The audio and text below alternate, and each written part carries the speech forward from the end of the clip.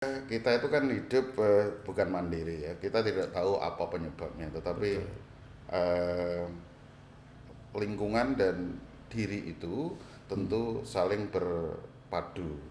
Jadi lingkungannya memiliki.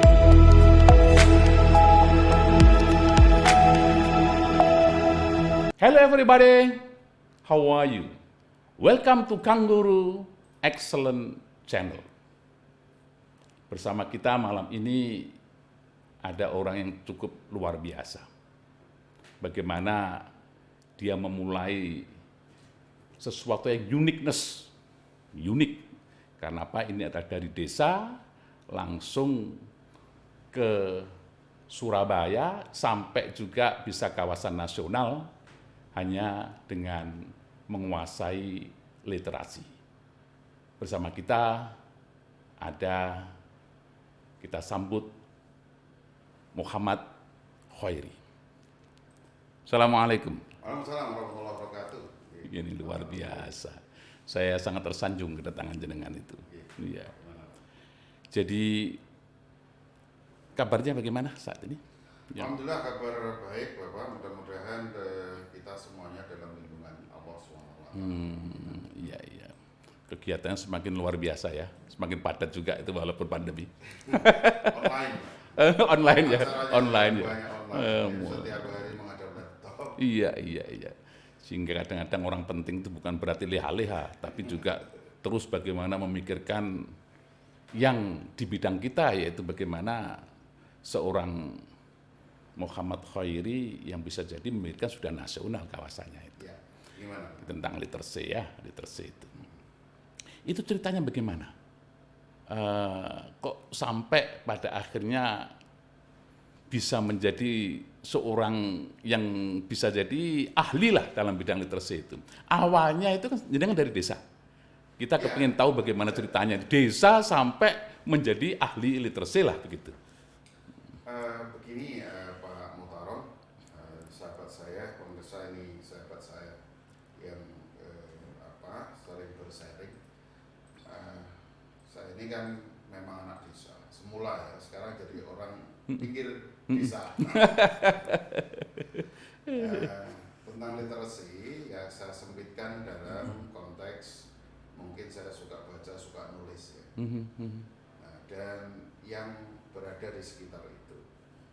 Jadi saya itu suka mendongeng semula. Suka mendongeng waktu pondok dulu. Waktu kecil Luar saya di pondok. biasa. Pondok desa, tetapi saya semenjak kecil sekali itu mengaji dan mondok di desa meskipun pulang. Jadi kalau pagi itu bersekolah SD, kemudian sorenya, siang itu di madrasah, kemudian malamnya di pondok. Kita pulang itu boleh dikata ya hendak harus ketemu orang tua gitu ya. Betul, iya. Kemudian semenjak SMP saya sudah mulai senang menulis. Menulis ya. Dan otomatis saya suka baca. Dan itu saya kembangkan sampai di SMA. Tapi kebiasaan itu kan nggak gampang. SMP suka menulis, SMP suka membaca, itu apakah pengaruh dari pondoknya atau pengaruh dari lingkungan yang lain seperti lingkungan keluarga atau bagaimana? Terutama saya kira di lingkungan pondok, ya, karena terutama dongengnya tadi. Jadi saya punya seorang ustadz ya yang hampir setiap 2 kali seminggu seorang santri beliau tapi sudah senior itu sukanya itu memberi hikmah atau pelajaran pada santri-santri kecil itu dengan mendongeng. Sampai lafaz-lafaz itu sering juga disampaikan termasuk astagfirullah Robal baroya dan seterusnya, termasuk solawat itu diajarkan oleh beliau. Dan saya senang sekali dengan cara beliau itu, sehingga itu menginspirasi saya. Namanya Pak Naryo. Pak Naryo. Sampai melekat wajahnya sampai sekarang saya masih ingat. Dan waktu SMP saya suka menulis gitu loh. Menulis cerita pendek. Nah, dan itu sering saya tempel di mading sekolah itu. Itu katakanlah bisa sebulan sekali atau apa. Luar biasa. gitu. Jadi menulis cerpen ya, cerita pendek. pendek. SMP sudah begitu ya. Tapi saya tidak tahu apakah dikirim ke media atau tidak. Pokoknya di mading. Dulu mading kan betul-betul mading ya di majalah dinding, dipasang, ditempel itu ya, diketik, dipasang itu kan. Dulu malah awal-awal tulis tangan itu. Betul. Nah, sampai SMA saya tetap bisa mengembangkan menulis ya. Tapi SMA itu saya banyak disokong oleh guru saya bahasa Inggris. Bahasa Inggris ya? Bahasa Inggris ya. Sampai sekarang beliau masih sugeng. Beliau itu Bapak Sirjanul Ghufron. Sekarang masih sugeng dan suka memberi tausiah, termasuk mengaji bersama teman-teman sampai sekarang. Ya.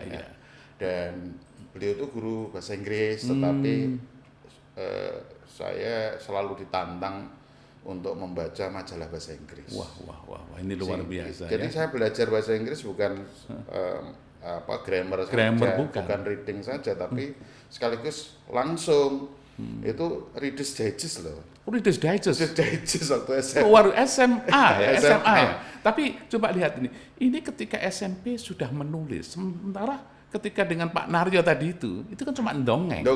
Nah, berarti ada dong yang ngajari menulis kira-kira yang membuat bagaimana saya terinspirasi ke sana. mentransfer bagaimana kemampuan mendongeng.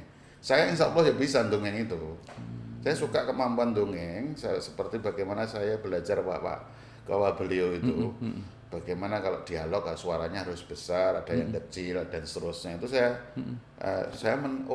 harus bisa mengidentifikasi ini siapa. Nah itu saya coba tulis ke sana.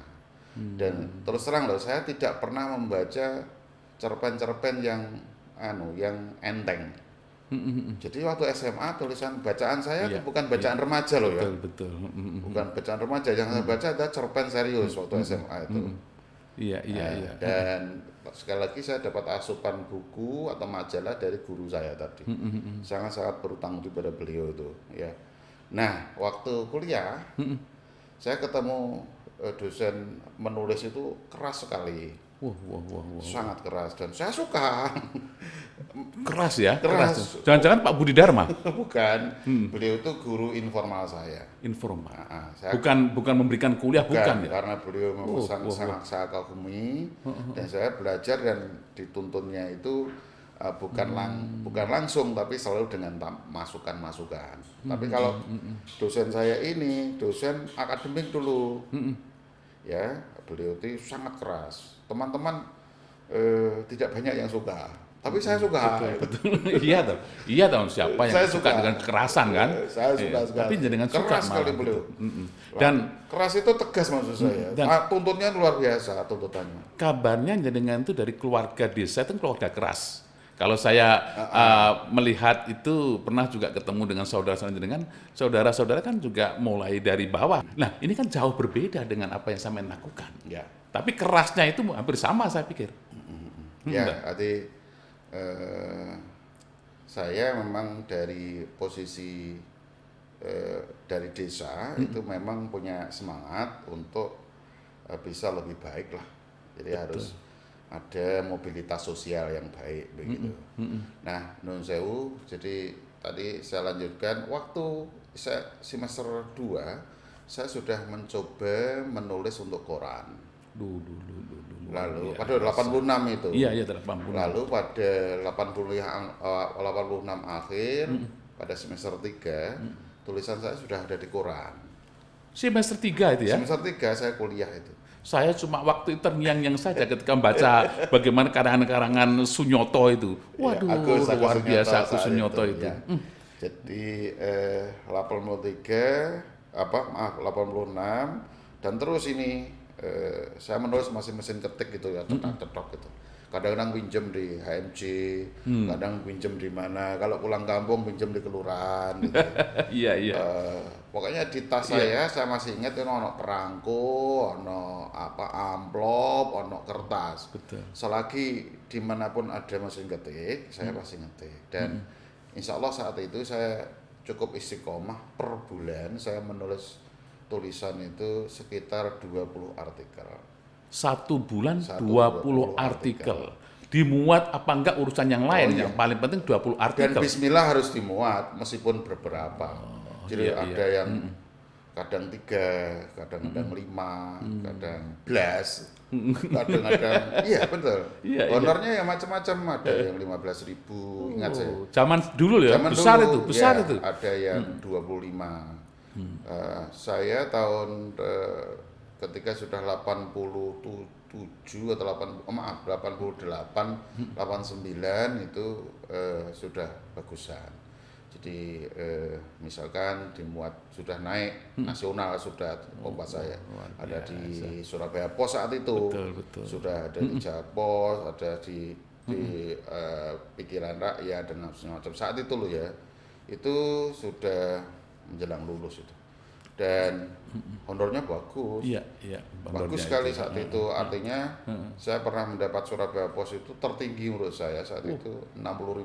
Wow, 60.000 zaman itu. Saya, Pak, 1 bulan itu dikirimi cuma 25-30.000. Berarti itu 2 bulan bisa hidup itu. Betul. Memang saya sampai saya belikan mesin ketik.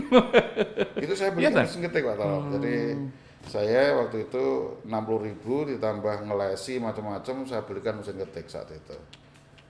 Jadi berarti nggak minta kiriman dari desa? Insya Allah saya tidak banyak.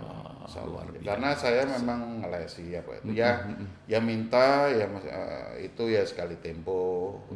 Mudah-mudahan lah. Pada semester akhir terutama itu berusaha untuk mandiri. Gitu. Iya. Sehingga apakah memang karena di bahasa Inggris, ataukah memang karena kerja keras jenengan, ataukah memang perpaduan bisa mengangkat orang desa menjadi seperti saat itu? Gimana menurut jenengan? Kita itu kan hidup bukan mandiri ya. Kita tidak tahu apa penyebabnya, tetapi lingkungan dan diri itu tentu saling berpadu.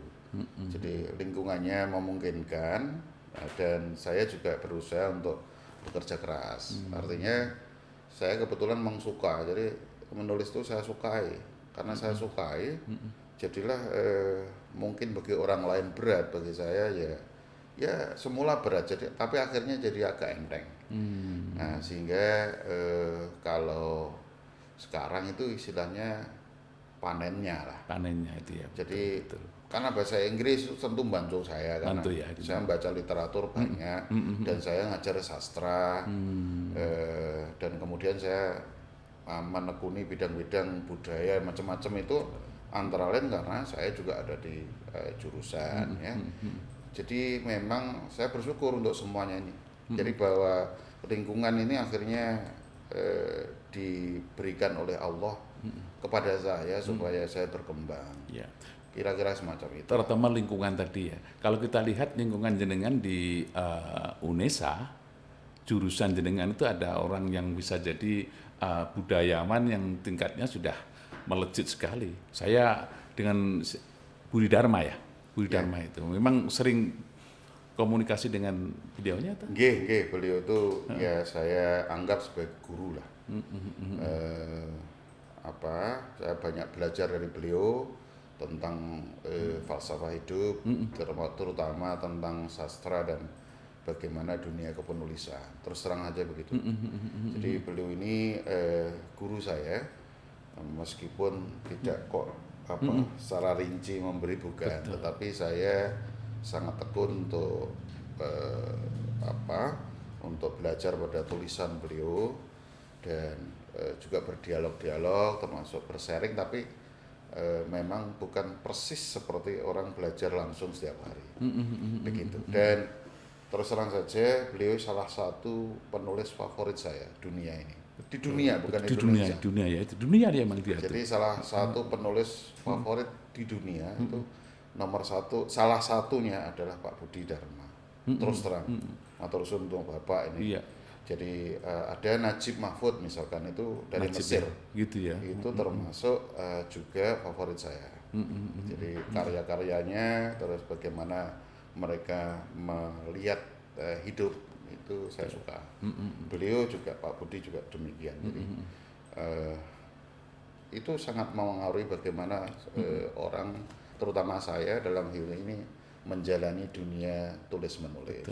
Sehingga ya sampai seperti inilah akhirnya saya ya sekarang dunia saya ya dunia belantik literasi gitu. Belantik literasi. Tapi kabarnya dengan apa yang jenengan lakukan masa-masa mahasiswa, kemudian di bahasa Inggris, itu yang akhirnya jenengan bisa tinggal beberapa tahun di luar negeri, di Amerika ya, di Maman Sam itu. Iya. Itu gimana ceritanya Pak? Itu, jadi dulu saya masih muda dan saya terseleksi untuk ikut disebut apa ini International Writing Program, mewakili Indonesia saat itu. Indonesia ya. Yang beri rekomendasi ya beliau tadi Pak Budi. Iya luar biasa.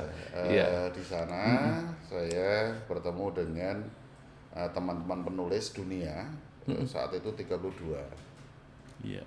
Berkumpul di sana dari Malaysia, dari Inggris, dari Hungaria, Honduras, macam-macam itu jumlah 32 negara. 32 negara ya. Iya. Dan itu program residensi ya. Yang saat itu tahun 93 itu satu-satunya di dunia. Ya, satu-satunya. Nah, itu memang menjadi milestone ya, termasuk tonggak penting bagi saya ya, karena itu menguatkan betul. seperti memaksa saya untuk menjadi penulis. Memang itu memang beda ya sebelum dan sudah di sana. Beda sekali. Gitu ya. Karena kita ketemu langsung dengan penulis dunia. Bagaimana mereka menyikapi hidup, bagaimana itu menanya world view mereka beda.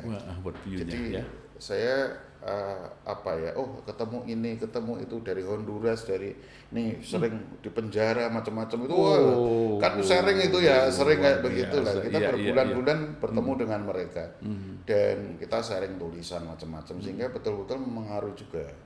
Dan begitu pulang itu saya sudah katakanlah pokoknya nulis ya itu ya. Jadi memang harus jadi penulis itu anytime, bahkan sampai kamu nanti pensiun. Begitu niat dalam hati itu. Gitu. Sehingga apapun yang terjadi, pengalaman itu kan berpengaruh dalam bentuk hasil tulisan kan. Betul. Kalau sudah masuk dunia sastra, gitu. Pengalaman seperti teman yang dari penjara, dari mana, itu kan saya pikir cukup gayeng ketika nulis itu maknanya tinggi. Betul. Gitu. Jadi sampai sekarang beberapa teman masih ketemu di Facebook. Jadi Esket itu semacam guide ya. Jadi dulu pendamping kami itu sekarang tinggal di Eropa. Dulu dari Amerika, sekarang tinggal di Eropa. Saya ajak untuk mengumpulkan teman-teman lewat Facebook dan sudah ketemu sekitar 6 atau berapa. Dan kangennya ya lewat Facebook akhirnya ketemunya, karena belum sejak tahun 93, bayangkan. Betul. Dan ini sangat mengaruhi bagaimana kita tetap menggosok-gosok diri lah. Nah, kalau mereka pamer buku, kalau kita nggak punya buku juga jadi gak enak itu ya. Iya. Dan terus terang yang melecut saya antara lain itu juga mereka dulu. Jadi sampai tahun 2011 saya kan memang belum bikin buku. 2011 dia. Buku saya pertama 2011 Pak Tarno. Berarti baru-baru saja ketika kita di sini, ketika kita hidup di sini kan gitu. Iya, dari dulu saya belum punya buku, tapi tulisan saya sudah bertebaran di mana-mana. Jadi saya ada di koran, ada di jurnal, ada di majalah macam-macam itu. Dan tahun 2011 baru bikin buku. Betul. Tapi ketika pengalaman bikin buku tahun 2011, 2012 setahun bikin 2 2 atau 3. 2013 sudah setahun, kalau nggak 4 ya 5. Kemudian berikutnya hampir rutin itu antara 4, 5, 4, 5, 4, 5 begitu. Sampai sekarang sudah sampai 60-an ya, kalau nggak salah 60 lebih 60-an, buku ya, luar insyaallah. biasa. Jadi itu ada strateginya mengapa saya akhirnya bisa menulis seperti itu. Ya, ada strateginya, yakni Strateginya gimana? saya buat blog.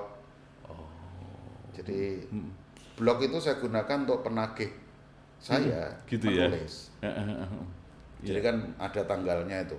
Jadi kalau gelung kelihatan berarti kudu nulis. Dialah penagih saya.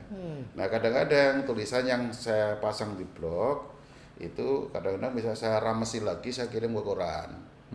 Supaya kan tetap pemikiran saya kan, blog tidak seresmi kalau dicetak atau yang nasional. Akhirnya ya dimuat di koran juga, tapi juga di blog, tapi dengan redaksional yang beda kan begitu. Betul. Itu. Jadi menulis blog, kalau bikin buku, diundui Diundui gitu ya. Diundui, nanti diambil dari blog, nanti kan dari blog nggak ada, ambil Betul. 30 tulisan misalkan. Sudah, ketika jadi buku ya sudah di sana kemudian diambil. Gitu. Saya dulu waktu di Canberra ketemu dengan salah satu sastrawan, mungkin Ahdiat Kartamiharja. Ya. Saya kan nggak tahu, paling-paling cuma baca bagaimana sastrawan di Indonesia siapa. Salah satunya adalah penulis buku ateis. Ya, dia itu. Saya tanya, kita memanggilnya yang Ahdiat kok di sini kenapa ya? Dia cerita banyak. Yang pada akhirnya adalah salah satunya adalah kesimpulan saya, lingkungan sangat mempengaruhi. Karena setelah itu saya tanya, apa sekarang nggak nulis-nulis lagi? Anuram masih belum. Prediksi saya adalah lingkungan bisa jadi mengebiri orang untuk nulis. Bagaimana menurut Anda? Gini Mas Aram, jadi tulisan saya itu kan rata-rata bukan tulisan kreatif. Kalau tulisan kreatif itu memang beda. Jadi saya punya dari buku banyak tadi, itu yang buku sastra hanya 2. Kumpulan cerpen dan kumpulan puisi. Iya. Kalau seperti Pak Ahdiat itu, saya paham, karena tulisan kreatif. Tulisan kreatif itu memang tulisan yang memerlukan mood yang bagus, kemudian sublimasi yang bagus, dan lingkungan memang sangat harus kondusif menulis. Ketika situasinya tidak bagus, memang tidak bisa. Nggak bisa itu ya. Saya kalau misalnya nulis cerpen gitu, nggak akan mungkin. Jarang saya satu kali duduk selesai, jarang. Cerpen, nah kalau puisi, maaf itu gampang, lebih pendek kan. Ya. Kalau cerpen paling ngedraft Pak, selesai. Jadi kalau ngedraft, istilah saya ngedraft ya. Ngedraft itu membuat draft. Saya terbiasa begitu Pak. Menulis itu ketika ngedraft saya nggak toleh-toleh kemana-mana. Iya. Jadi saya sudah selesai, sudah ditinggal. Nanti baru dilihat berikutnya. Nah itu nggak masalah itu. Tapi kalau cerpen itu memang takes more time. Ya, cerpen itu. Betul, apalagi nanti novel itu. Iya, terus terang saja begitu. Memang kelihatannya seperti mendongeng, tapi bukan dongengnya yang penting novel itu, isinya itu. Isi dialognya, bagaimana mendeskripsikan dengan sangat bagus. Itu kalau memotret saja, insya Allah bisa lah. Tetapi memberi isi di dalamnya itu yang tidak mudah.